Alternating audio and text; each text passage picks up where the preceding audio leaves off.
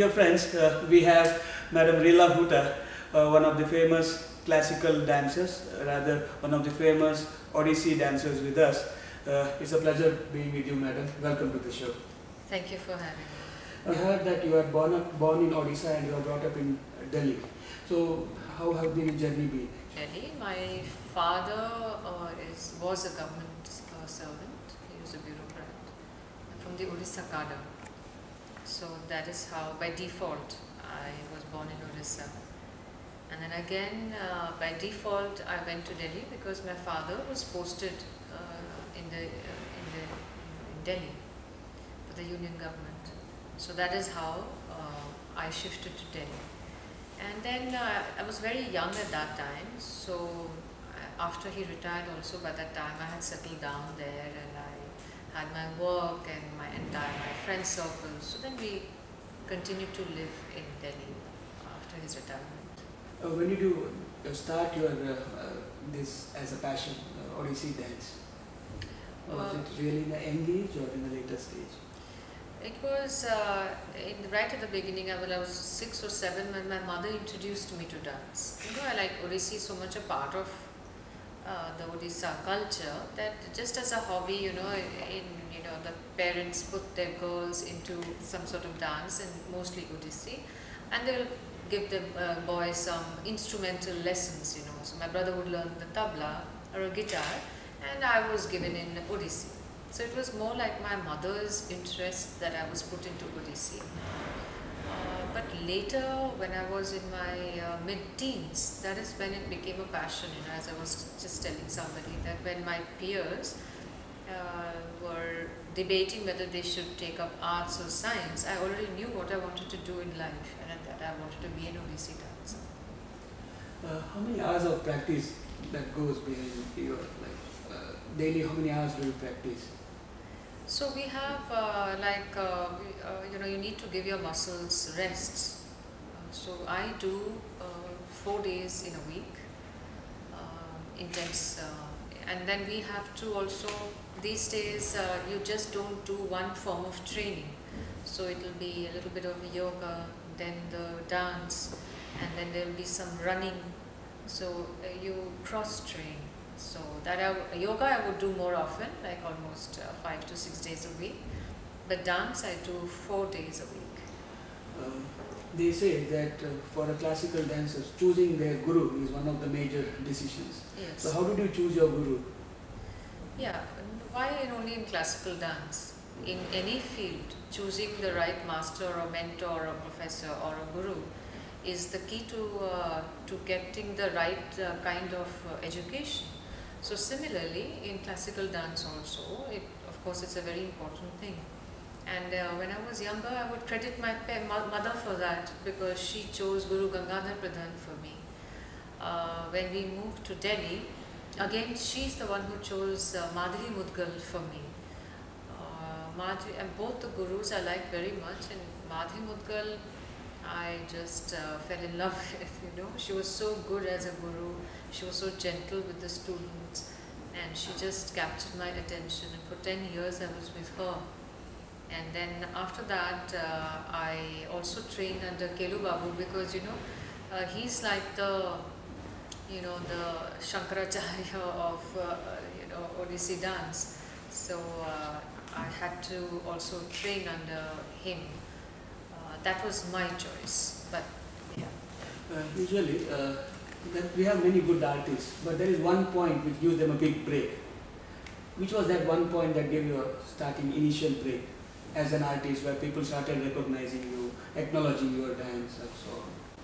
Yes, I would say in '96 I did this new production on yoga philosophy, and it was called Atma Mukti, where we expressed through dance the yogic path to self-realization.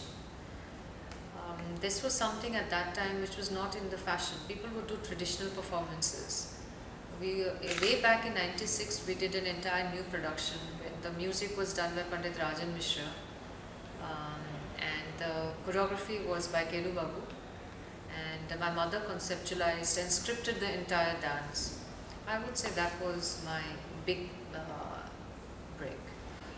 Is it that the family environment and the background plays a vital role for a classical dancer or for any other, might be for a singer or a dancer, anyone? Is it the family environment that plays a very vital role? Since the traditional background, or if your parents are much aware of the forms, so will it have a more impact?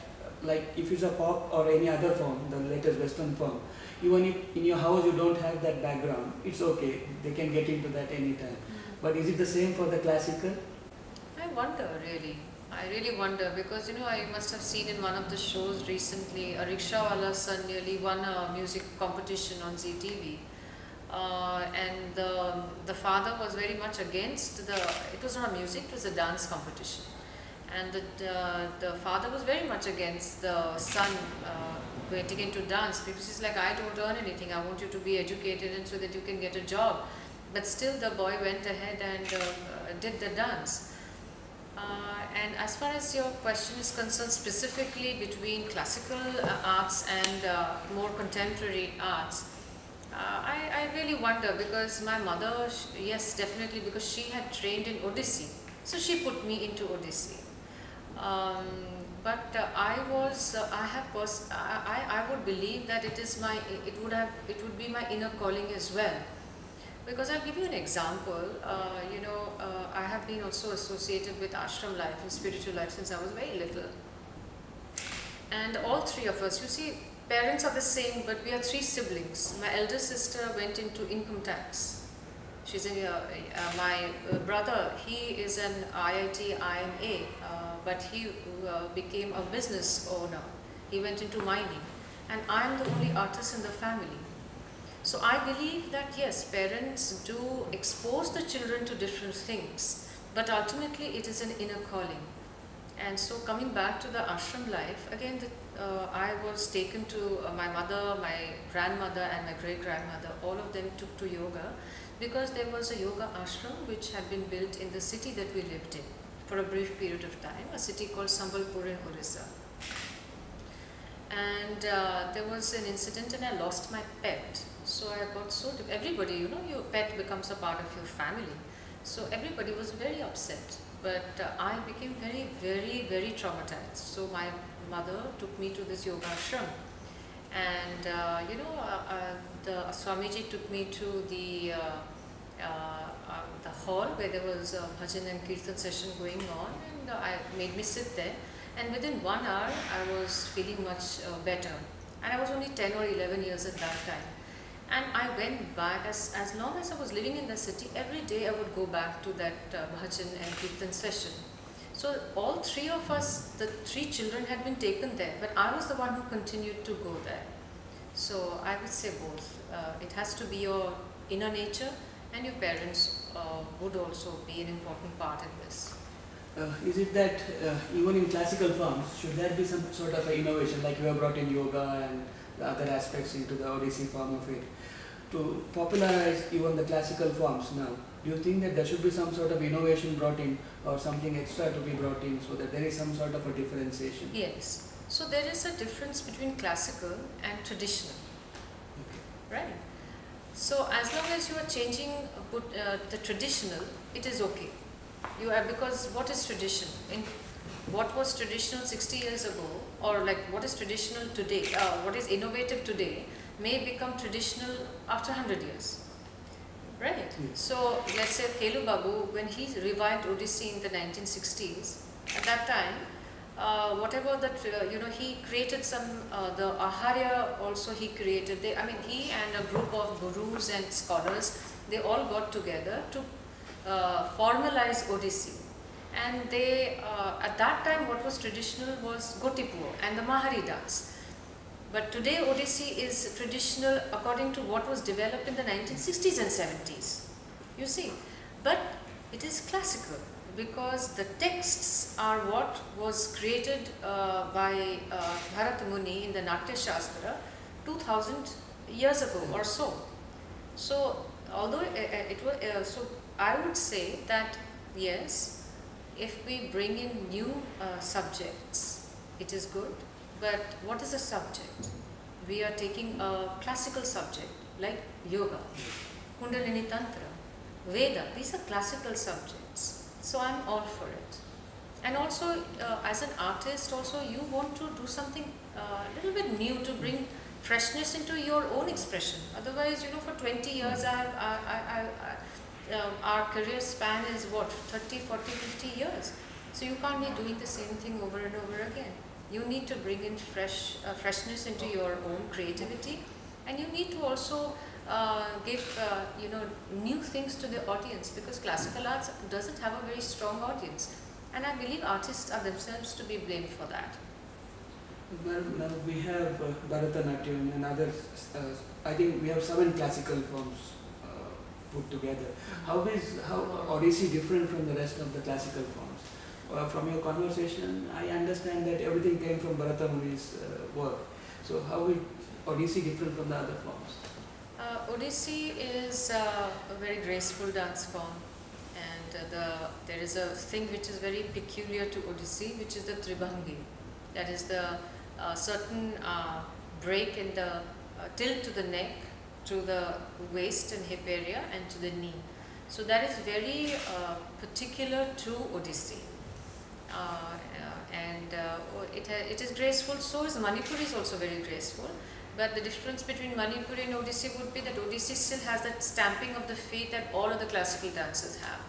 Then in the Aharya, things have developed which are different. Like now, Odissi uses only silver jewelry, and we have some, these white flowers that are very particular to Odissi. I think it's, it's like rice. You make somewhere you make a little palau, somewhere you make a little khichdi, somewhere you put some other spices. But all classical dances, I feel, are the same language. You have performed across India. Yeah. So how do you differentiate the audience from the north or south? Or do you see that is there any difference between how the audience take the dance form? No, not really. The people are, if you do a good performance, people will be appreciative. If you do an average performance, the reaction will be so. But I find people very receptive no matter where I go to. It depends on the content of your program. If you do an interesting show, it will be well received wherever you go. Which one do you prefer more? Is it a bigger crowd?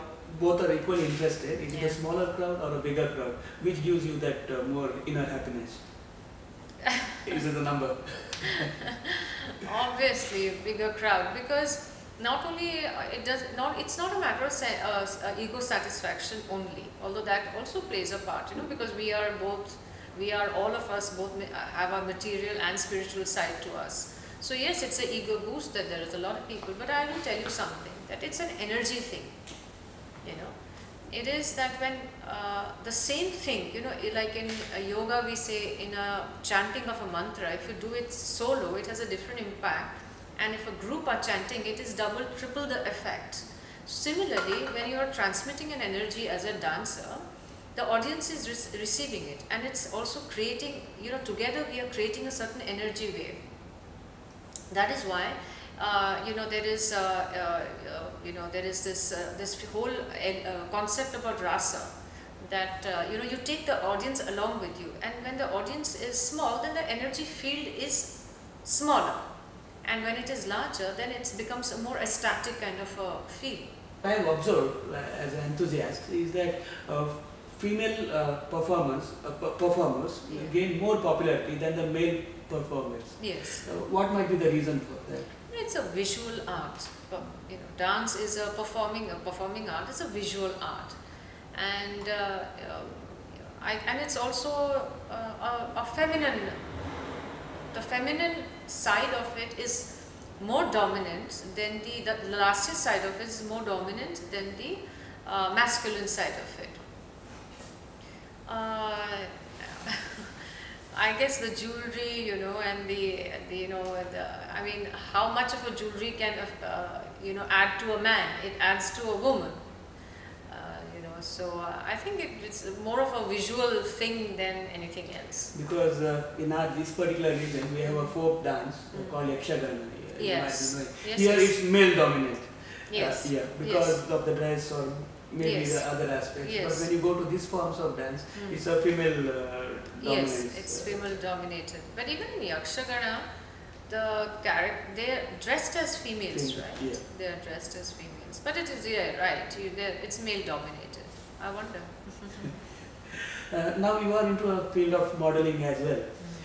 So do you think that getting into modeling also brings you more fame than the in a traditional classical dancing, or is it that both are in sync with each other?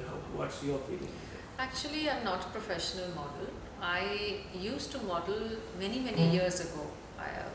I did both dancing and modeling in the start of my career. But it was always dancing that was my calling, and modeling interfered with that, and I did not enjoy the process of modeling. You know, I'll give you an example. An organizer will, a client will never say when somebody invites me, they will say we have invited an artist. But when they, hire a model, they will say we've used a model. You know, that is the difference. So I did not enjoy the process of modeling at all. And now, if I have done this as a brand ambassador, Sri Sandeep Beckel who's the CEO of Jules Exotica, he approached me as an artist, as a celebrity. So as a celebrity, I modeled for his, this jewelry exhibition, that event that he does. So that is the first thing, and second is that I do believe that it is another art form. It involves photography, great makeup, great costuming. So it is an art form, and yes, I believe it will add value to my dancing career. So now times are changing and culture also evolves. So we see more and more pop culture growing. So do you see that the traditional forms, how is the demand? Is it growing, or how is the demand changing? It's definitely growing, and there are, 10 years ago there was only one festival in Orissa, in Bhubaneswar, and one more was added. And now you see every day there is a festival there, and there's no dearth of audience. Similarly in Delhi, people, these days that the culture has changed, the mindset of an Indian has changed. They want to do something in the evenings. They come back from work, they want to go somewhere. So, whether it is a theatre or a movie or a performance, they don't want to be at home anymore in the evenings. So the mindset has changed. They're looking for things to do, and art is a very important element, at least in Delhi. And almost the season begins from about October, November to about March, and you have full houses. You have performed outside India also. Yeah. Which are the countries where you have performed? Recently it was Bulgaria and Romania, and we did in fact a production called Sanskrita Mantra Bhasha, which is the healing aspect of ancient languages. We chose Sanskrit not for any other reason, but because my mother, who conceptualized it, she has studied Sanskrit. There are many ancient languages, Tamil for example, which also, but must be, they're ancient and they are healing. But we chose Sanskrit because of the expertise of our creative team. And yes, pardon me? When you perform outside, yes. Is there some tweaking needs to be done to your performance, that you change a bit so that it's customized to their requirement? Yes. So what sort of tweaking do you? Yes, so that was what I was coming to. So what we had done a production called Sanskrita Mantra Bhasha, and in which we fused classical Western ballet with Odissi. So there were Romanian dancers from the Bucharest National Opera House that had come to India, and we did this production in India, and then it was organized there in Romania at the National Odeon Theatre, right? And it was a full house for 2 days. It was a ticketed show. There are no free passes. India is the only place where you are expected to have your audience watch you for free. But in Romania, it was a sellout, and we did tweak our performance. Not to say that traditional performances don't work. In '96, when I had gone to Oman, you know, and did a program on yoga. At that time there was a little bit of concern, you know, whether something like yoga would work in, you know, Oman. And but there were, I think, about 300 or 400 people had to be kind of told to go back. Was the audience more of Indians, or it was a cross culture? In Romania, there was one Indian. The rest of it, they were all their local people. And in Oman, I think it was co-organized by the. It depends on the organizer actually. If it is a local organizer, then you know, their mailing list and their depends on their connections would be similar. If it is an Indian organization or the embassy inviting you, then it would be the Indian community more would be there. Coming back to India, so how has been the support from Government of India for traditional performance or classical performance? I tell you, that is the only thing which is saving the day for, you know, for us, because if it wasn't for the Government of India and Ministry of Culture in particular supporting and giving us so many different kinds of grants, classical artists would be in a very, very bad shape. They give grants to create new productions, they give grants to hold events, they give travel grants to participate in conferences abroad. You know, the works, they give you, you know, research grants to write books on art and culture. So they do a lot of work, a lot of support. You have performed here in Manipal yesterday. Yes. So how was your experience in Manipal, particularly MIT? It was, I tell you, just fantastic. You know, in fact, today from my hotel room, I had the most fabulous view of the sunrise. I haven't seen the sunrise in a very long time. But seriously, that is just, you know, just a little joke. I'm so happy. Yesterday we had I did a program on Vedic wisdom, and people really liked it, received it very well. I also enjoyed thoroughly the setting. It was in the outdoors and late in the evening. The setting was really beautiful, and I'm so grateful to Balakrishna ji, Professor Balakrishna ji, and Dr. Prabhu for facilitating my coming to MIT. It's been a wonderful experience. So did you have any chance to interact with our students? And yes. So how was your interaction? How did you feel?